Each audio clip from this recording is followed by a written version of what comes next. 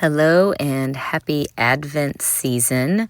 We are on week 2. It's Sunday as I'm recording this, so we are entering week 2, which the theme for this week is peace. But before I do that, I wanted to reflect kind of on the previous week and give a little Advent update for our house. So I talked in our previous episode about what we were going to try to incorporate, and we loved the Advent candles and the Advent wreath. We love doing that. So we would just light the candle at supper time and maybe say some prayers or sing, O come, Emmanuel, and then dive right into our food and everything. But it did open the door for some different conversation than the normal, I don't want to eat this that we usually hear. So we loved that. Loved giving them the visual, because then I also appreciated that when we went into church this morning that the boys recognized the Advent wreath that was up at the front and recognized that we were on week 2 because the second candle was lit. So we loved that. And we did our Advent calendar. There were a couple days I changed it, and then I looked up this morning and I told Brian that we are apparently ahead of schedule on our Advent calendar, because one of the boys got up there and I think we're good through the 12th now. So they're just adding like the little Velcro stickers, Velcro puffy stickers or whatever onto the nativity scene. So we've loved doing that too, but they haven't been as into that. I would say, I expect them to be more into that as we get closer to Christmas. But yeah, even beyond the boys, I feel like this Advent season is working on me as well, which is obviously good. About midweek, probably on Thursday, I had kind of a conviction that I'll share. So I mentioned last week that we are hosting Christmas, and we're super excited about it. It's going to be a big group, and we're really excited. One thing I love about hosting, it's like a love-hate relationship.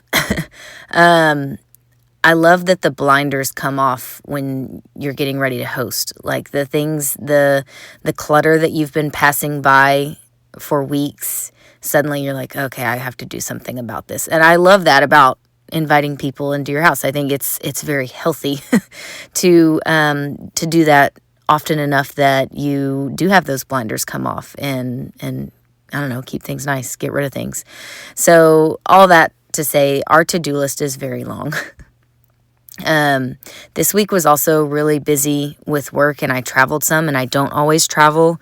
I went to Fort Worth and Houston, and that's not even that much for some people that travel compared to what they do. But for me, it's a lot, because then it was like, when you're traveling, you don't get your normal work done.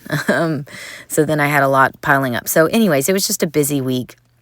And somewhere around Thursday, it started to occur to me that my stressing and over the prep for Christmas may need to be checked, and that it may not be in the spirit of Advent.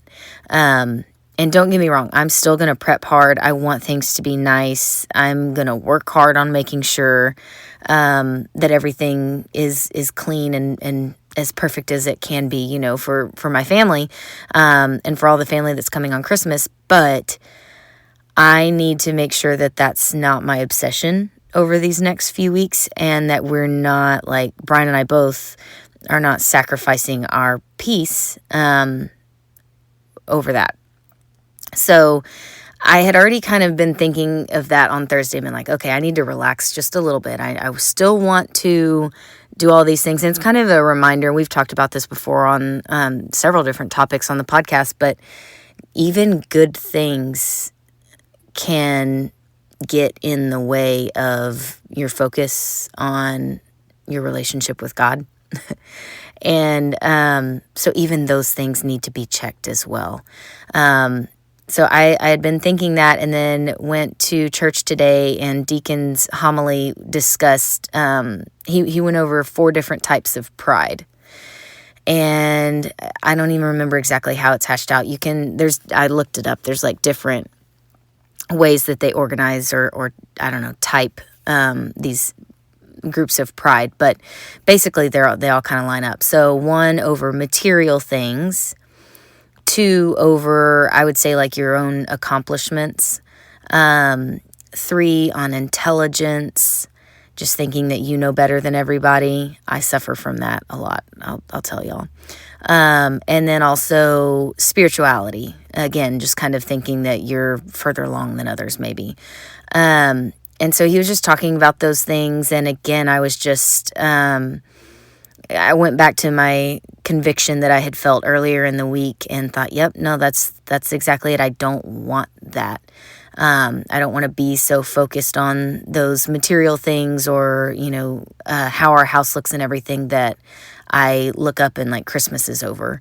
My mom used to always say, still says, that Christmas, the day is great, but it's also all the anticipation coming up. And I don't want to miss all of that because I'm so focused on, cleaning things up, fixing things up, organizing things for Christmas Day. So anyways, I had this visual during church about like just the thought of an innkeeper in Bethlehem just fussing over having, the rooms just right and everything, and then getting a tap at the door and it being Mary and Joseph, and like rather than making room for Jesus, they just send Mary and Joseph on, and it's like no, we don't have room.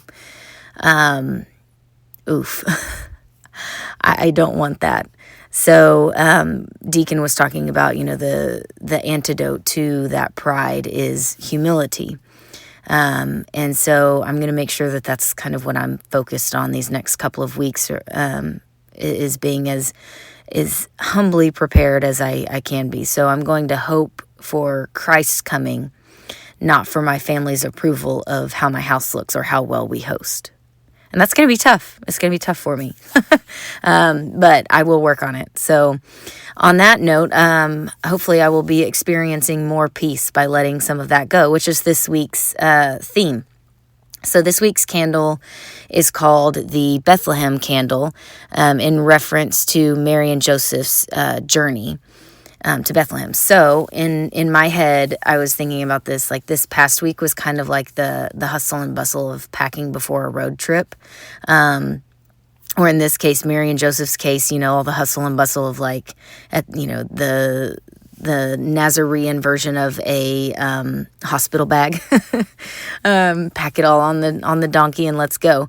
That's kind of what this past week was like for me. And I'm so glad that looking into last week that I had the Advent reflection from Emily Stimson Chapman on taking it easy as far as like Christmas decorations and just ease into the season. But we're on the road now. So we are on the road now. We'll continue our candle lighting this week and singing O Come, Emmanuel at supper, as well as all the Christmas songs that we're going to sing at bedtime that I mentioned last week in preparation for our Christmas concert at the nursing home, which I'm so looking forward to. But I think the Christmas season and activities are all such great opportunities to break from routine and remember the important things. And, when you're getting ready for a road trip, or at least this is me and Brian, and I've seen memes or reels to this end where it's like, once you get it's all chaos. And then once you get in the vehicle, you have to just kind of like unwind and pretend that y'all didn't all just, try to kill each other getting everything ready. But like I said, the point is we're on the road now. Like we're on the road. We're getting, this is the fun part. We're heading towards Christ's coming. And so we'll keep doing those things that we were doing. I do love all the Christmas season and activities, all such great opportunities to break from that routine and remember the important things. One thing I may try to do this week, since we are heavy into the decluttering and organizing, my friend Lindsay sent this idea to me. It's to place like an empty tub. And I'll do it like under our Advent calendar, happens to be a good spot, and encourage the boys to think throughout the week about toys that they may be ready to pass on to someone else. which is really difficult in our house because our ages, they're close together. So it's like when one's done with it, it's probably about time for the middle to get it and then time for the little one. But in all reality, like we've just got so much, too much, that I can't even wrap my head around adding as many as we're going to add for Christmas, by the time it's all said and done with all of the family Christmases and everything. So in the past, I've done this where I said, okay, like this is a thing for me before Christmas. Like, let's clear out some of these things that we don't use. And I've had the conversations with the boys and kind of tackled it like a Sunday afternoon project. And that was fine. Like, I remember June got really into it one year, and then it was like the next year, I feel like it's almost more difficult as they get older. He was a lot more hesitant, like, wait, I don't know if I'm done with that, and just kind of second guessing. And so I'm actually looking forward to doing it this different way this year, where I just kind of like set the tub out and we talk about it throughout the week. And my hope is that this method of just leaving it out, that we can keep talking about the joy of giving throughout the week and about humility and not having too much pride in material things like Deacon said, and again, just the joy of giving, etc. And that they will kind of like internally wrestle with those thoughts over the course of the next week or so. And maybe just have that running through their head where they can be more mindful as they're going through the house, playing with different, toys in different areas of the house, and give up some on their own. That's my hope, at least. I will definitely report back to y'all, and ultimately I will do a cleanse as well on their behalf. Whether they like it or not, we've got to make room.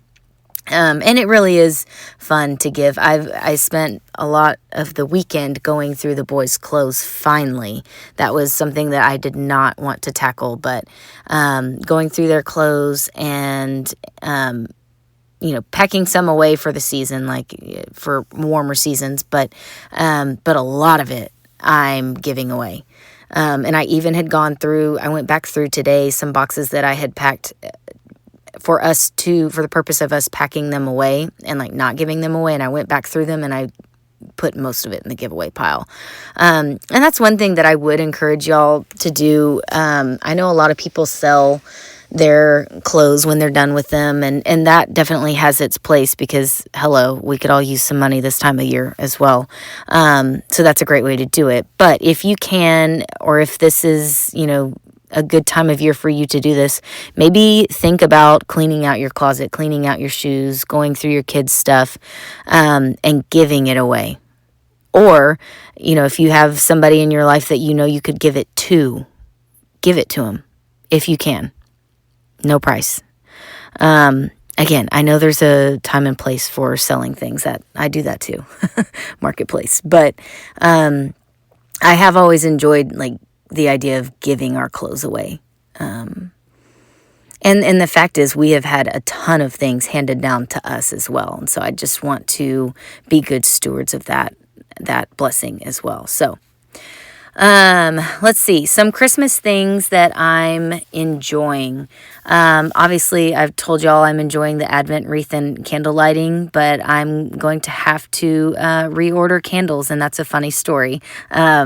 Clyde, we went through the whole week so well, and then last night as they were eating supper, and Brian and I were busy about the house. Actually, we were like changing light bulbs and stuff. So the boys were eating supper, and Brian came in to Clyde, using 2 of the candles as drumsticks, and he broke them. So I'm going to have to order a couple more of those. It's fine. It's all good. It made for a good talking point for sure. And it also did make me laugh. I don't know, just the simplicity of childhood and like, I'm going to use these for drums. But I'll replace them. We'll go back to it. I've enjoyed that. Another thing that I have done is, and I'm sharing these things with you guys in hopes that maybe it sparks something like, oh yeah, I have a packet of that in the pantry. Hot cocoa and Christmas movies. So I just made them their first mug, like maybe ever, at least at our house, of hot cocoa yesterday.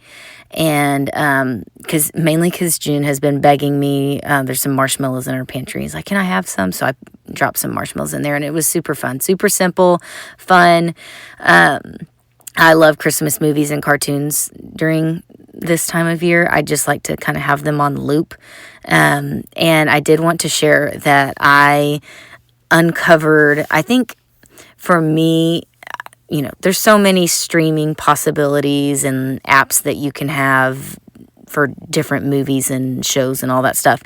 Amazon Prime has, included with Prime, there's a couple of different like vintage Christmas cartoons, compilations, how do you say that word? And they're excellent. And I turned one on the other day, and the boys were watching it, and I recognized it as my all-time favorite VHS that we used to have when I was little. Like, this memory dates back very far. And I watched it again. It was Christmas Comes But Once a Year. And I love that Christmas cartoon. I think it is so precious. So anyways, if you need a good suggestion on that, we also love the Star movie that's on Netflix. On the Freeform channel does, I think, 25 Days to Christmas. And so they have different movies that we'll go in and record so that we have them on the DVR. And again, just kind of have it feels like a good breaking up of all of the, like, I don't know, Ninjago, Hot Wheels racing, Thomas the Tank Engine, although I love most of those. It breaks those shows up quite well to just have, like, different Christmas cartoons and movies on. I will say you got to screen some of them, but anyways, those are some that I have loved. And the crafts are amazing this time of year. So June's CCE class, which is, I think that stands for Continuing Christian Education. They sent home some great materials this week, and it had him making a Play-Doh nativity scene this afternoon. And I don't remember the last time that June has played with Play-Doh, but it was so sweet. He was trying to make a little manger and all the little characters, so he enjoyed doing that for a while. He's been at our table like all afternoon. And then they also, I wanted to share this in case any of y'all want to kind of do your own version of this. So our Knights of Columbus are hosting a Keep Christ in Christmas poster contest. And so they sent them home with little 11 by 17 posters, which you could do it on whatever you want. But the theme is Keep Christ in Christmas, and you just want like their original artwork there, and they'll have like a little competition. But so anyways, I just love that prompted June and I to sit down and talk about keeping Christ in Christmas, and I loved watching where his mind went, because I got out a piece of practice paper and was like, okay, draw what you think that looks like. And so his first picture, which I actually love, and I wish we could submit to, because I like what he came up with second as well. But his first sketch was a picture of Jesus and Santa Claus with their arms around each other. And I loved it. What he ended up doing, he was like, I want to draw your nativity scene, because next to our table there's my big nativity scene. And so he drew the whole nativity scene, all of the wise men and shepherds and Jesus and everything, and then we ended up kind of filling it in with like the rest of Bethlehem, what it may have looked like. So I can't wait to see the finished project. He's actually finishing coloring it as I'm doing this. So in all that to say, this week we're enjoying the peace of being already packed up and in our car for the road trip here. The peace of being in the Christmas season, knowing that Jesus is coming, and just making every effort through all of the prep and the cleaning that we will look for every opportunity to prepare for his coming, to talk to the boys about Jesus, about his birth, and about how he changed everything. So Hope you guys have a great week, and I will see y'all here next Sunday.